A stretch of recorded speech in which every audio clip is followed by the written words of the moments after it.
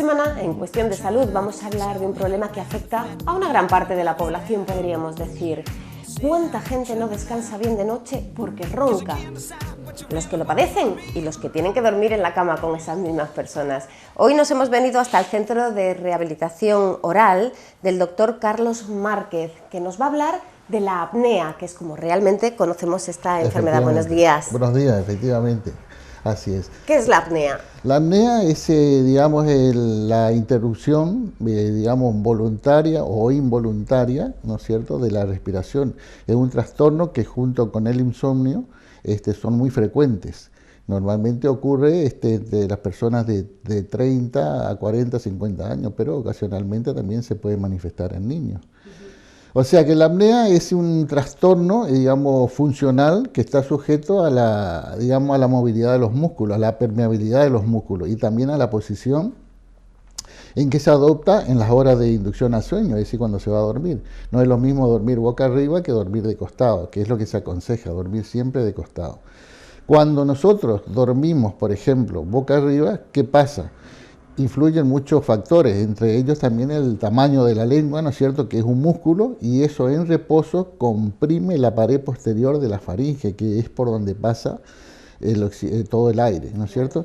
Entonces, al comprimir eso, la permeabilidad del músculo se hace muy débil, entonces, claro, eso con la respiración es lo que produce el ronquido. Hablábamos de unas edades determinadas, incluso niños. ¿Es algo que se da más en el hombre que en la mujer o es un mito? No, efectivamente así es, se da más en el hombre que en la mujer, independientemente que la mujer en menor porcentaje, pero más en el hombre.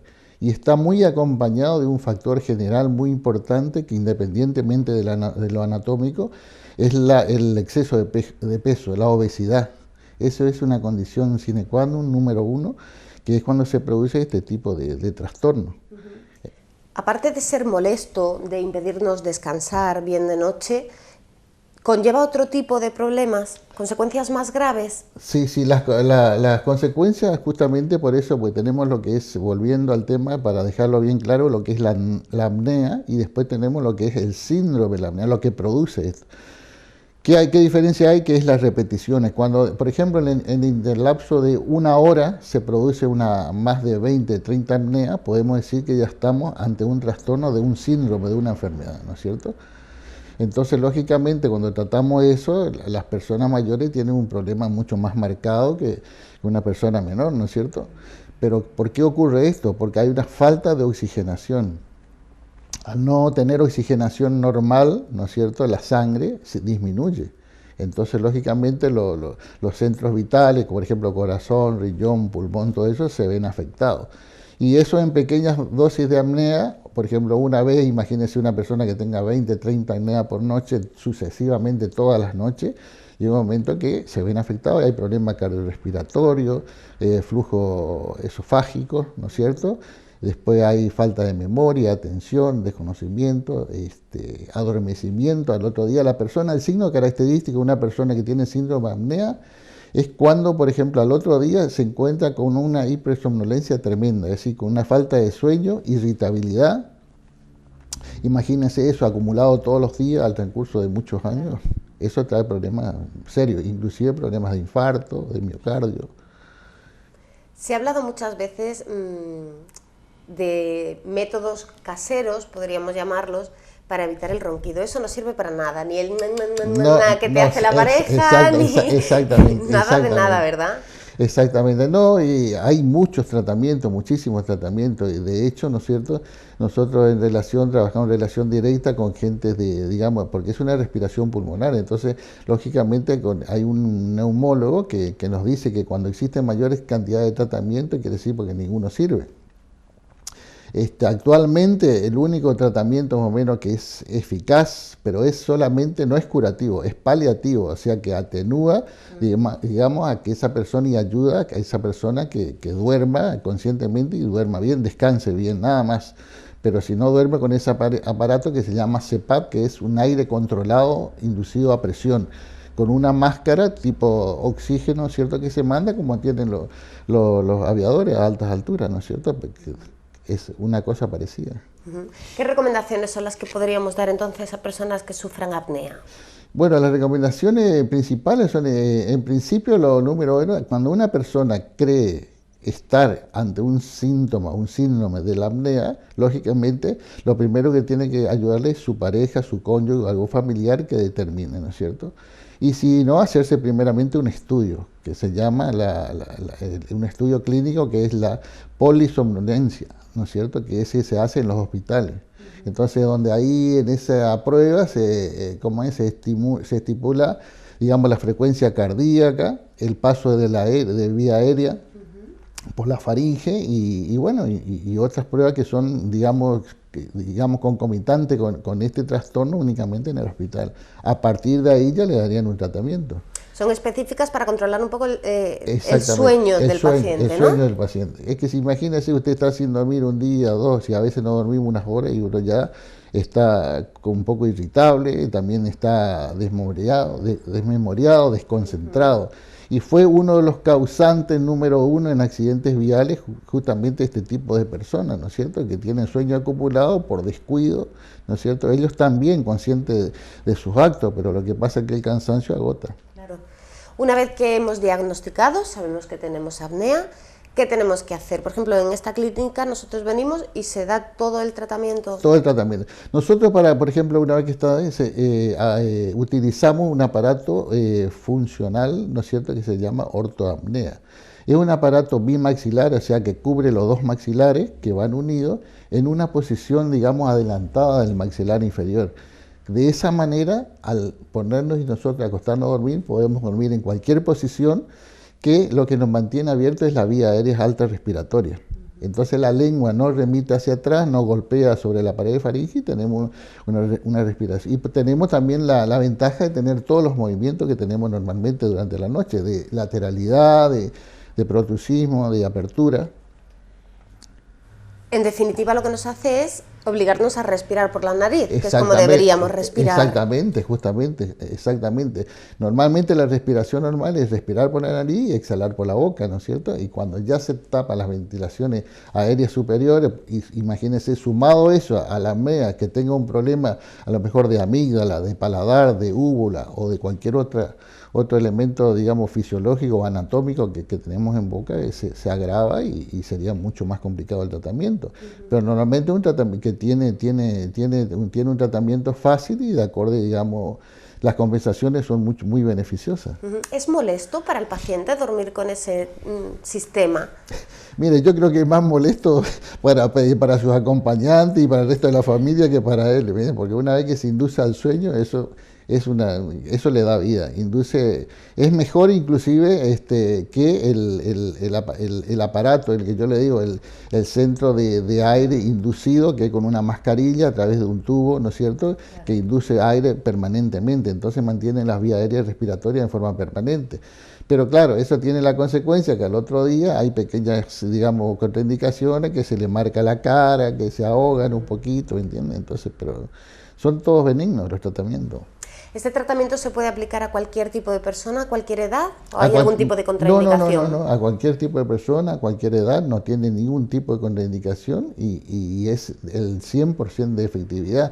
Es un tratamiento americano que está inducido, justamente llegó a Europa, qué sé yo, y la verdad que está dando muy buen resultado.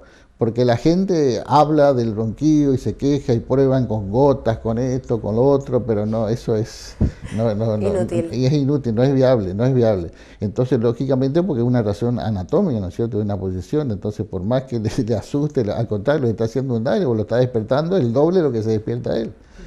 ¿Son sistemas que se hacen a medida para cada paciente o es una medida estándar? No, son sistemas que se hacen a medida para cada paciente en una posición viciosa. ¿Sí? La posición viciosa es con la mandíbula hacia adelante.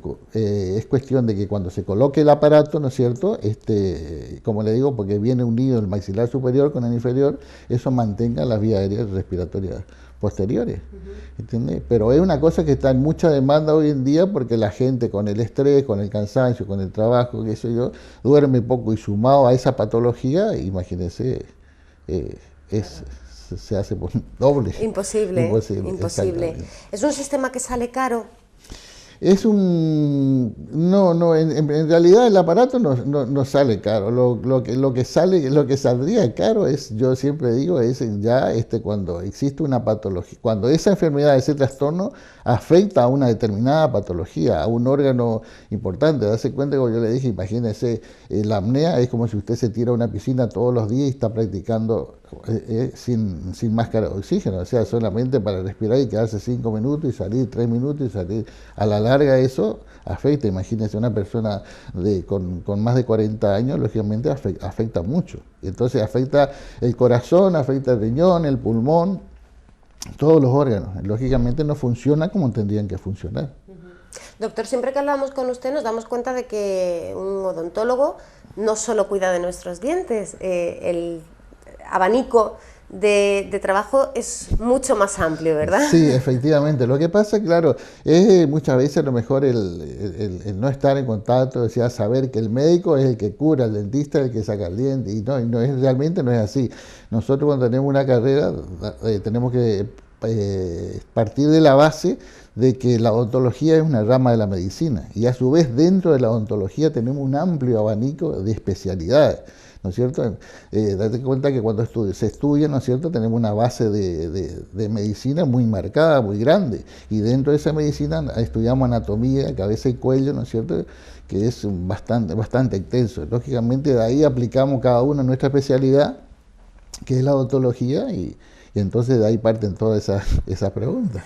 Estoy convencida de que próximamente volveremos a sentarnos en su consulta para hablar de otros tratamientos que puedan hacerle la vida un poquito más fácil a los espectadores. Claro, son temas muy comunes que estamos de actualidad, y para terminar me gustaría, digamos, que no voy a descubrir esto, porque mucha gente conoce y sabe, porque esto hace más de 30 años que existe el tema del ronquido, pero nadie tiene conciencia de cómo y por qué se produce. Por eso yo quería explicar claramente que hoy en día hay unos aparatos funcionales muy prácticos, que no son muy costosos y que son muy efectivos. Perfecto, pues ya saben dónde tienen que venir. Explíquele una Bueno, vez para más todos dónde aquellos estamos. que tienen interesado, nosotros aquí en la clínica le queremos avisar y a todos, ¿no es cierto?, que el tema del presupuesto y el diagnóstico es sin compromiso y no lleva ningún tipo de cargo. Lógicamente tenemos personas y laboratorios que son los que colaboran con nosotros y que tienen un máximo de garantía con todas las certificaciones y garantías del material que se le coloca en boca. Perfecto, pues toda la gente que esté interesada en venir a conocer este tratamiento, a pedir presupuesto, puede hacerlo en la Avenida España, número 206, en la primera planta, que es donde estamos ahora mismo el doctor y yo. ¿Algún consejo para la gente que nos vea?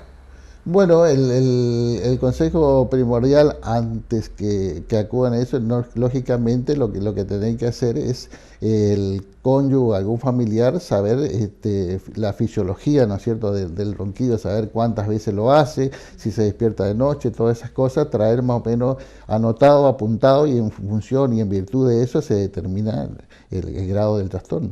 Muchísimas gracias, doctor. Yo creo gracias que a usted. Nuestro mensaje es un poco esperanzador para esas personas que padecen el ronquido cada noche y para las personas que tienen que convivir con esas personas que roncan. Hay solución y hoy se las hemos contado en Cuestión de Salud. Hasta la próxima semana.